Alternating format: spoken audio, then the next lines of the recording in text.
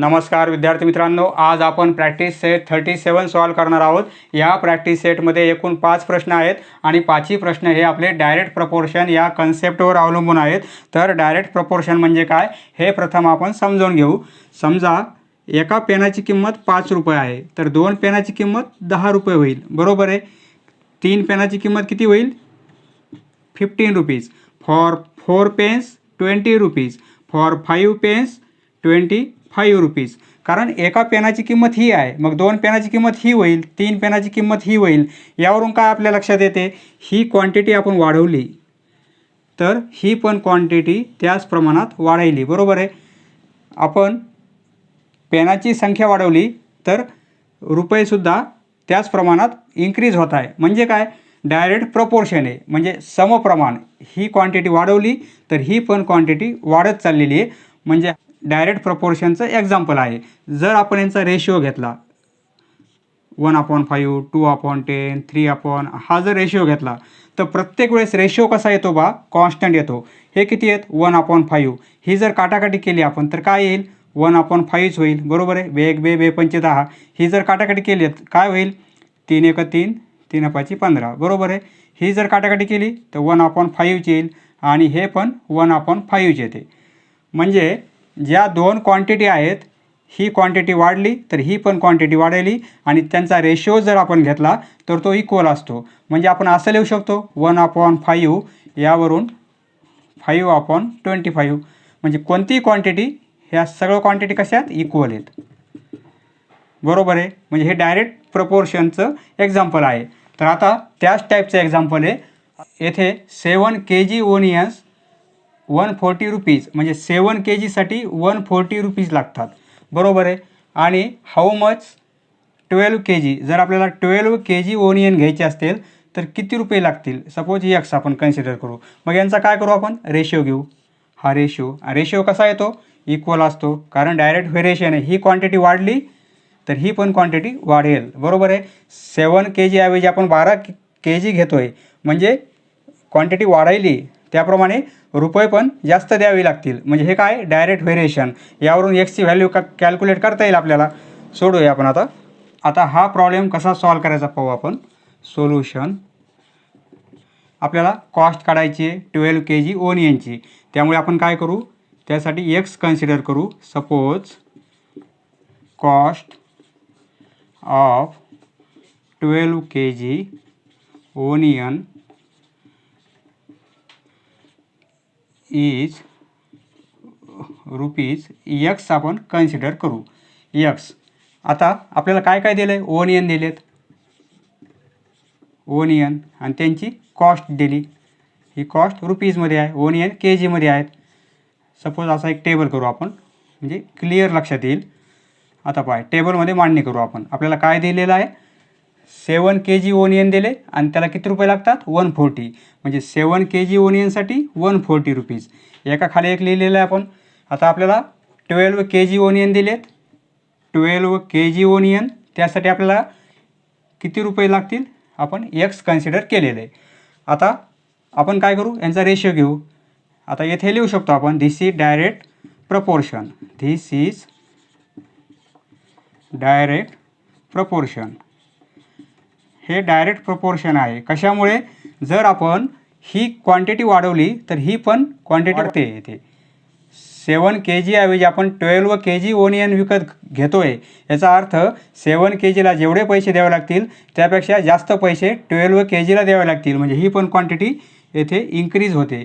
त्यामुळे हे this is direct proportion. Direct proportion असल्यामुळे आपण काय करणार, हा रेशिओ घेणार आणि तो इक्वल दाखविणार, इक्वल टू 12/x, बरोबर आहे। आता हे जर आपण सॉल्व केलं, एक्सची व्हॅल्यू यावरून काढता येईल आपल्याला। आपण काय करू, आता इथे क्रॉस मल्टिप्लिकेशन करू। म्हणजे 7चा आणि एक्सचा मल्टिप्लिकेशन आणि 140 आणि 12चा मल्टिप्लिकेशन। म्हणजे कसं होईल? देअरफॉर 7 × x इक्वल टू 140 × 12, बरोबर आहे। आपल्याला फक्त एक्सची व्हॅल्यू पाहिजे, एक्स या साईडला राहू देऊ आणि 140 × 12 या साईडचे ॲज इट इज। हे 7 येथे मल्टिप्लिकेशनमध्ये आहेत, येथे आल्या डिव्हिजनमध्ये जातील। येथे काटाकाटी होईल, 7 आणि 2 0, बरोबर आहे. 140ला 7ने डिवाईड केलं आपण, 20 आलं. 20 × 12 म्हणजे x इक्वल टू 20 × 12 काय होईल, 24 आणि 0. एक्सची व्हॅल्यू काय येईल, 240 येईल. आपलं आन्सर आलं. Hence cost of 12 kg. आपल्याला जे विचारलं होतं, ज्यासाठी आपण एक्स कन्सिडर केलं होतं, ते सेंटेन्स पुन्हा आपण खाली लिहितोय. फक्त आलेले एक्सच्या ऐवजी आपण ही व्हॅल्यू पुट करणार. Hence cost of 12 kg onions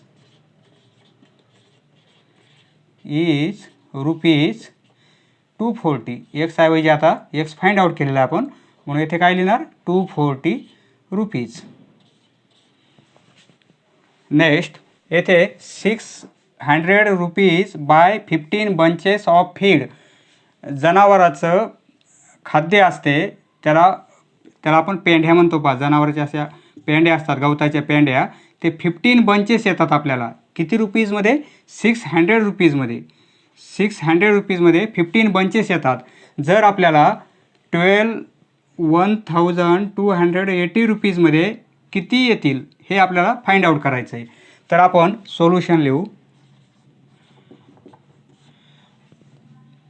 suppose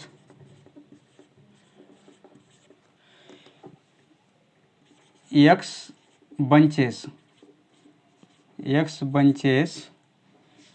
of feed will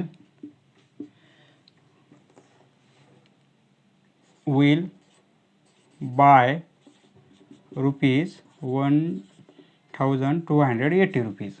तर आता आपण काय करू, आपल्याला काय दिलेलं आहे, ₹600 म्हणजे रुपीज दिलेत, रुपीज बरोबर आहे. आणि पुन्हा काय दिलेलं आहे, बंचेस. आपण असा एक टेबल करून पाहू, म्हणजे आपल्या क्लिअर लक्षात येईल, रुपीज आणि बंचेस. आता रुपीज ₹600 घेतले तर किती बंचेस येतात, 15 येतात, बरोबर आहे.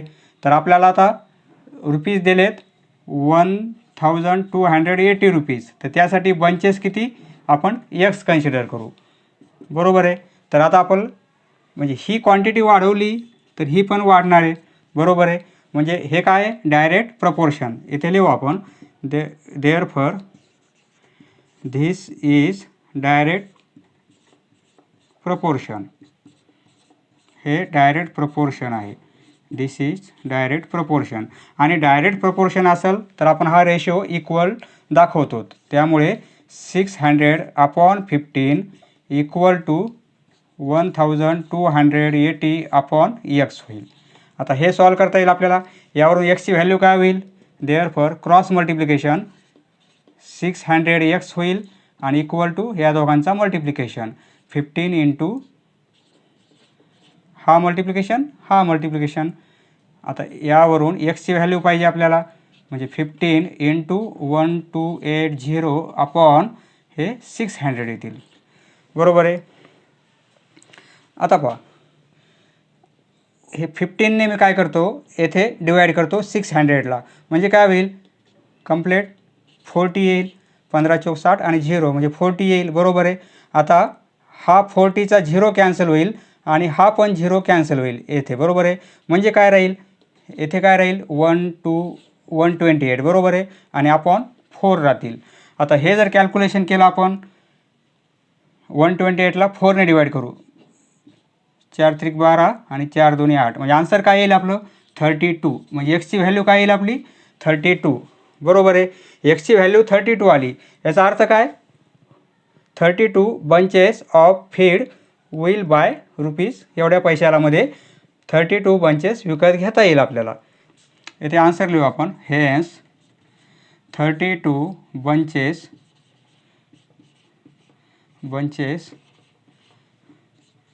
we can buy for rupees.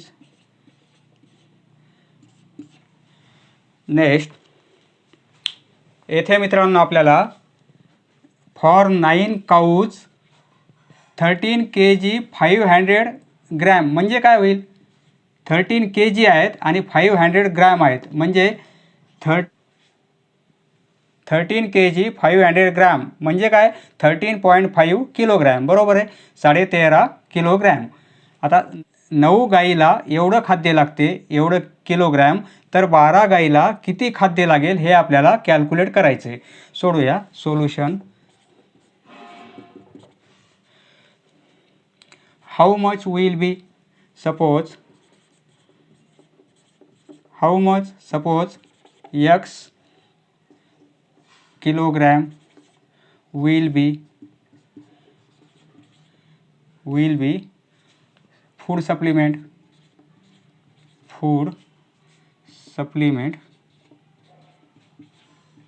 supplement needed for 12 cows. प्रश्नातले शब्द आहेत. आता आपण आपल्याला काय दिलं, काऊज दिल्यात, काऊज आणि नंतर त्यांचं फूड सप्लिमेंट दिले, फूड दिलेले. आपण टेबल करून पाहू काय होतो.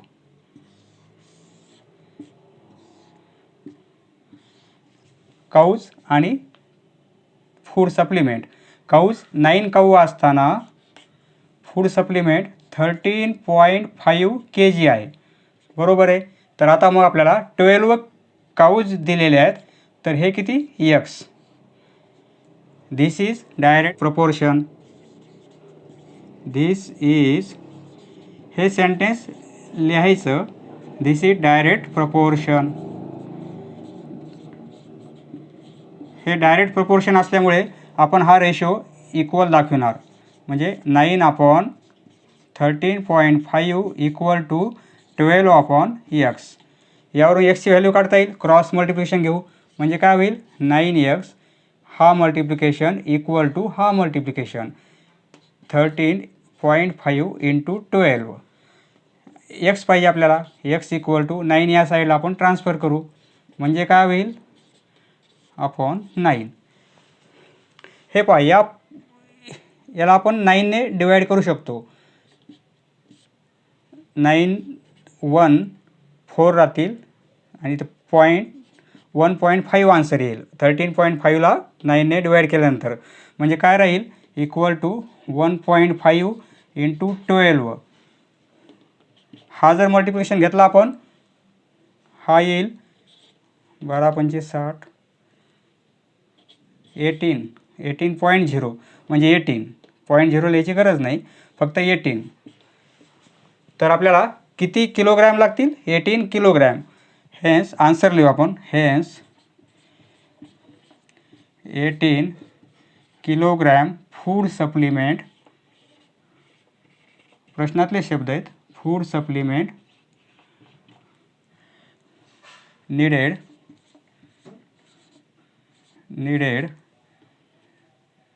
needed for 12 cows.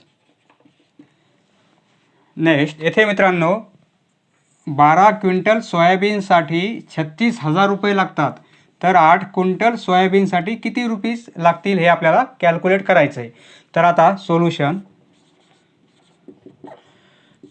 The cost काढायची आपल्याला. दी cost of 8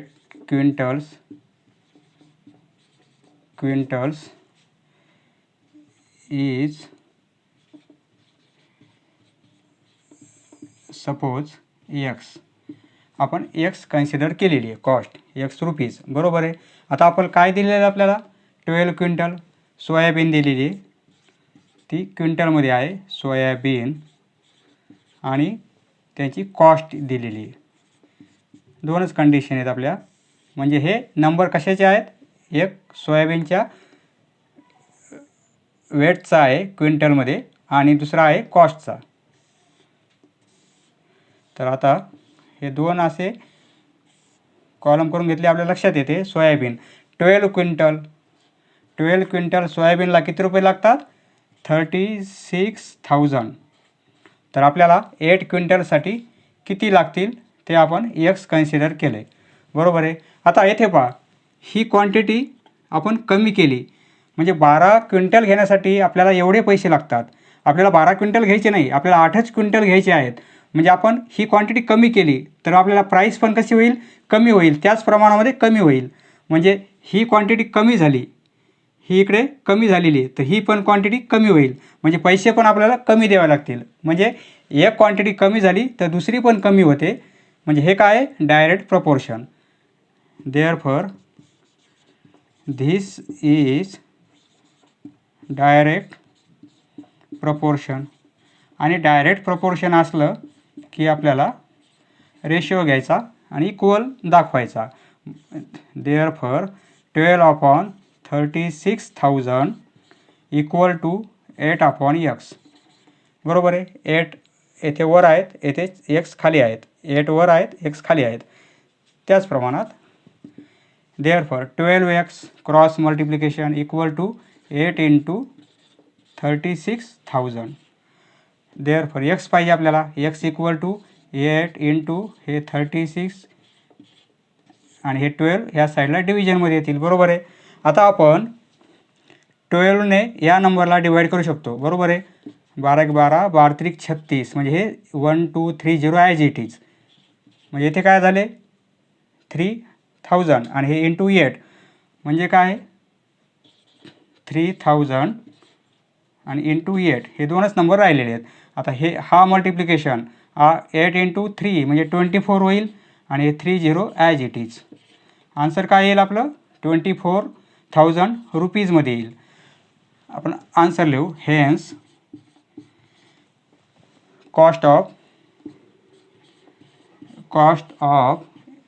8 quintals is ₹24,000. Next येथे आपल्याला 2 मोबाईलची किंमत दिलेली आहे. 2 मोबाईलची किंमत 16,000 रुपये आहे. तर 13 मोबाईलची किंमत किती हे विचारलेलं आहे. तुम्हाला तोंडी पण सांगता येईल 2 मोबाईलची कॉस्ट ही आहे, तर 13 मोबाईलची कॉस्ट किती. तर आपण सोल्युशन लिहू.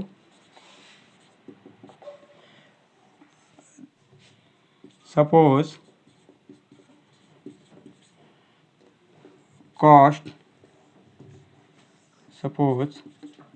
cost of 13 mobiles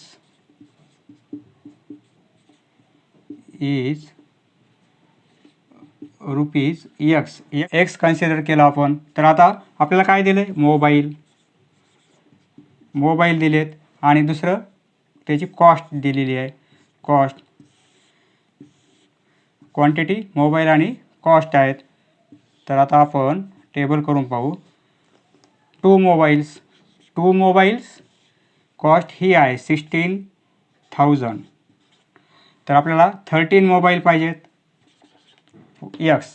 बरोबर आहे. आपण मोबाईलची संख्या वाढवली तर कॉस्ट पण वाढणार आहे. म्हणजे काय ही क्वांटिटी वाढली तर ही पण क्वांटिटी वाढेल. म्हणजे काय डायरेक्ट प्रपोर्शन आहे. Therefore this is direct proportion. हे डायरेक्ट प्रपोर्शन असल्यामुळे आपण काय करू याचा रेशिओ घेऊ. Therefore 2/16,000 equal to 13/x. बरोबर आहे. Therefore 2x cross multiplication equal to 16,000 × 13 होईल. बरोबर आहे. आपल्याला xची व्हॅल्यू पाहिजे. 2 या साईडला आपण ट्रान्सफर करूत म्हणजे काय होतील डिव्हिजनमध्ये येतील. आता 2ने या नंबरला आपण डिवाईड करू म्हणजे याचे हाफ होतील. बरोबर आहे. 16,000 आहेत तर 8,000 होतील.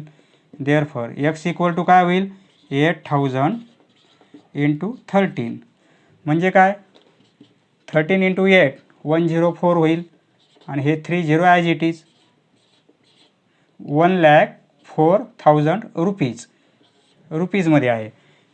आन्सर लिहू आपण. Hence cost of 13 mobiles